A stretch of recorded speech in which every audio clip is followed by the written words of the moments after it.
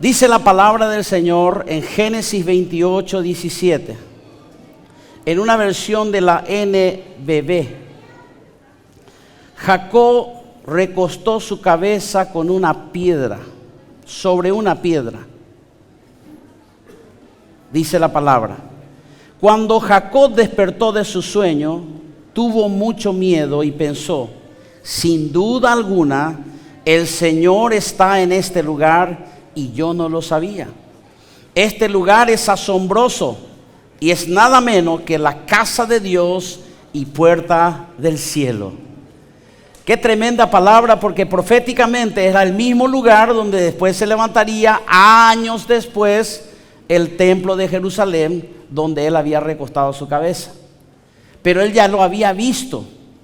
Y fíjese en una palabra clave, porque Dios nunca pidió que se le haga un templo, pero cuando él vio, o sea, Dios le estaba ya señalizando al pueblo del Señor que sí quería un lugar, pero no lo dijo directamente. Hasta que encontró un hombre que, sin que se le diga, que no solamente es un comando, porque cuando uno va a obedecer algo y alguien te dice haz esto, haz aquello, se necesita un comando, una orden para obedecer. Se necesita una orden. Entonces, cuando una persona ordena algo, usted escucha esa palabra y usted, ¿qué hace? Se levanta y obedece. Y ahí está la diferencia entre la obediencia y la honra. David no solamente obedeció a Dios, sino le honró. Porque la honra es sin comando y sin orden. Es algo que nace de la actitud del corazón que dice: yo te voy a dar más de lo que tú me pides, aunque tú no me lo pidas, yo te lo voy a dar. Porque empezó una discusión entre el Padre Dios y empezó la discusión con David. Cuando David dijo: yo te levantaré una casa. Y le dice: pero yo soy Dios de los cielos, no tengo lugar, no, los cielos de los cielos no me pueden contener. Y le dice: Señor, perdóname, pero yo voy a construir una casa porque necesito que haya un lugar donde tú seas honrado, alabado y adorado. Pero en el fondo el Padre quería que eso suceda, hasta que encontró a un David que dijo: me levantaré una casa. Esto le honra al Señor, no recibir una orden, haz esto, sino algo que nace del corazón. Es como los padres para comprender cuando sus hijos, de repente usted le da una orden y ellos obedecen, y esa es la forma de mostrar respeto y amor hacia usted. Pero la honra es algo que los hijos, sin que usted le pida nada, ellos se acercan y dicen: papá, mamá, ¿qué necesitas? ¿Qué querés? Eso es honra, es diferente. Por eso es que nosotros vamos a hacer las dos cosas: honrar y obedecer al Señor. Y algo preponderante que me tocó profundamente, el Apocalipsis fue escrito, y va a notar algunas palabras claves con respecto al Apocalipsis. Número 1 es que le dice a Juan: escribe lo que ves, escribe lo que es y escribe lo que será. Hay un orden. Los sellos no se mezclan con las trompetas no se mezclan con las copas. Hay un orden de Dios en los acontecimientos en el Apocalipsis. Pero lo que es llamativo es que cuando el Señor habla con Juan, le dice, se le presenta, dice: Juan, y él dice que se dio la vuelta y cayó como muerto, pero no le vio a Jesús. Vio un candelero de 7 lámparas. Y usted dice: ¿cómo es que Jesús es una lámpara? No, lo que él estaba diciendo es: la imagen mía, mi semejanza es la iglesia de Cristo. ¿Y cómo sabemos que esa interpretación es correcta? Porque el mismo apóstol Juan se cerciora y da esa interpretación diciendo: esta lámpara, este candelabro representa a la iglesia de Cristo. Es decir, que el mundo ya no va a poder ver a Jesús. El mundo necesita ver a Jesús en nosotros. Es diferente. Y esa es nuestra parte de mostrar a Jesús. En estos días Dios nos dio tanta gracia con los vecinos. Nos dio tanta gracia de estar con las personas que nos rodean. todos alegres. No sé, Dios dio una gracia especial. Y dice, le dijimos, mira, vamos a orar por tu familia, vamos a orar por tus hijos. Y uno se emocionó porque tiene una madre recién operada del corazón abierto. Y dice, nunca nadie me dijo eso. Y se sintió feliz. Y a tal punto dice, mire, en mi vereda yo voy a meter todos los autos y ustedes usen todo el espacio que quieran. Es tremendo la gracia de Dios. Y se nota que es un hombre de Dios porque también es olimpista. Y es muy bendecido, ¿verdad? Y ya le dije, ¿cuál es cómo era ¿cómo le dice el calce, la medida? Y dice, tal es, le dije, te voy a regalar algo, le dije. Acordate de mí. Todos ustedes estaban pensando que le iba a regalar una Biblia. La letra grande es para algunos de ustedes, la Biblia letra grande es para algunos de ustedes. Pero la camiseta va a ser para él. Son formas que nosotros conseguimos para que vea que somos gente normal, que cantamos igual, lloramos igual, pasamos por necesidades iguales, pero Dios no sé por qué te escogió a ti y me escogió a mí para llevar su gloria. Y preguntándole al Señor, ¿cuál será la característica de la iglesia? Porque yo soy muy preguntón y Dios tiene su tiempo, pero me contesta. Siempre he dicho, no sé cómo me habla, pero me habla y yo puedo percibir. Hay veces siento vergüenza porque salgo en el barrio, estoy hablando con el Señor y el vecino hace rato me está escuchando y dice, ¿con quién está hablando? Este es loco. No en vano dicen que los pastores son locos. Y estoy hablando con el Señor constantemente. El Señor me dice, la iglesia está ya destinada a ser como la iglesia de Filadelfia. Había 7 iglesias. Y hay algo llamativo con respecto a esta iglesia que quiero que aprendan y aprendamos. La iglesia de la Odisea era la iglesia tibia. Y sin desconsiderar y de ninguna manera estoy hablando de las personas que tienen riquezas, pero una iglesia sumamente próspera, por así decir, con todo respeto, de los multimillonarios, de las personas que tenían poder económico, eran los que tenían toda la infraestructura impresionante, solamente que sin darse cuenta, todas esas cosas se fueron quitándole al Señor de su casa a tal punto que dice en Apocalipsis 3:20, he aquí yo estoy a la puerta y te llamo. O sea, me dejaste afuera, no me dejes afuera. Gracias a Dios aquí hay iglesias grandes que no dejan afuera a Jesús, al contrario, son poderosas, son llenas del Espíritu Santo, agradecemos. Pero en ese tiempo había eso y le llama la atención a cada una de las iglesias, pero cabe recordar que a la única iglesia que no se le llamó la atención fue a la de Filadelfia. Y ahí le narro lo que sucedió para que pueda entender y comprender profundamente de qué linaje somos nosotros. Entonces, había un endemoniado gadareno, Marcos 5, lleno, legiones. Y él fue el culpable de fundar la iglesia de Filadelfia. Eso dicen los eruditos. Estoy hablando de lo que dicen los escritos. Los historiadores dicen que él era el pastor de la iglesia de Filadelfia, porque él tenía no solo obedecía a Dios, sino honraba a Dios. Porque Dios le dijo, mira, eres libre ahora, ya no eres el loco desnudo golpeándote con piedra y que te tienen que sostener con cadenas y tienes que dormir en un cementerio. Le dice, ahora vete en paz, vete a tu casa porque estás vestido en tu sano juicio y serás libre. Lo único que quiero que haga es cuéntale a tu casa, a tu familia, cuán grandes cosas ha hecho contigo. Pero él obedeció, pero luego honró, porque salió de lo que le pidió el Señor y empezó a predicar en una ciudad, en otra ciudad, hasta terminó en Decápolis, que viene la palabra Deca, que es 10, en 10 ciudades.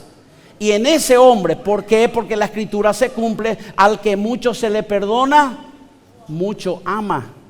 Estaba lleno de amor. Entonces esa iglesia se caracterizó y lo que es considerable, por eso comparaba con la Odisea, la iglesia más pobre, la más necesitada, la que tenía menos recursos, era la iglesia de Filadelfia. No tenía recursos. Eran las que uno entraba y no te entusiasmaba. son los que entraban con su pantallita o lo que sea para tratar de congregarse. No había mucha necesidad, pero Dios le dio una palabra, y aquí voy avanzando.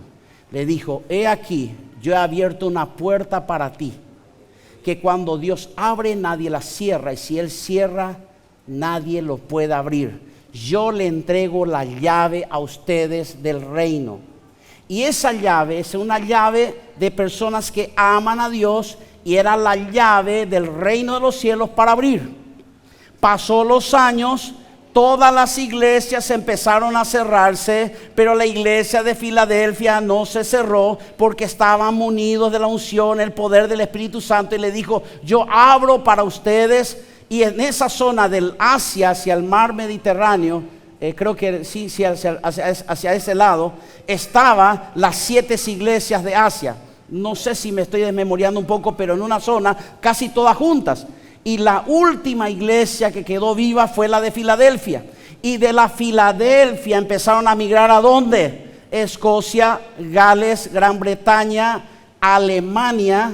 Fueron a todos esos lugares los descendientes de este hombre de Dios, que era un endemoniado y ahora terminaba siendo un gran ministro de Dios ungido, y tenían la simiente de ¿qué? Porque si tu pastor es un predicador y va por todas partes, ¿por qué no los hijos de Dios que la acompañan? Entonces empezaron a predicar y llegaron y llenaron Alemania, llenaron Escocia, Gales, y de repente estos descendientes son los que trajeron el avivamiento en Alemania. Esos descendientes, uno de ellos, Martín Lutero, pegó las 95 tesis, se hizo una traducción, la primera traducción al alemán, y empezó a correr. Luego vino el avivamiento en Inglaterra, en Londres, en donde se hicieron iglesias, megas iglesias, y de allí, de Londres, Inglaterra, Alemania, vienen hacia América y llegan a Estados Unidos, donde Estados Unidos se constituyó, y hasta hoy día, tenga lo que tenga Estados Unidos,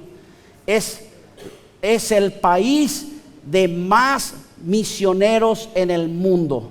Son las personas que más ayudan en todos los continentes. Por eso es que Dios tiene un respeto y una honra y le está guardando y protegiendo. No estoy hablando de política, estoy hablando de lo que ellos hacen, porque aquellos que doblan su rodilla, que oran a Dios, los intercesores, son los que marcan la diferencia. Y ese producto de Estados Unidos nos va llegando a nosotros el evangelio de diferentes europeos que empezaron a migrar con el temor de Dios, y nos llegó hasta nosotros. ¿Se da cuenta? Esa es la iglesia. Nosotros ya tenemos obras en el exterior, tenemos obras dentro del país, y esto viene más todavía, porque dice el Señor: iglesia, he aquí, yo he abierto una puerta para ustedes. Si yo abro, nadie la podrá cerrar, y si yo cierro, nadie lo podrá abrir. La gloria sea para nuestro Dios. Denle un aplauso al Señor.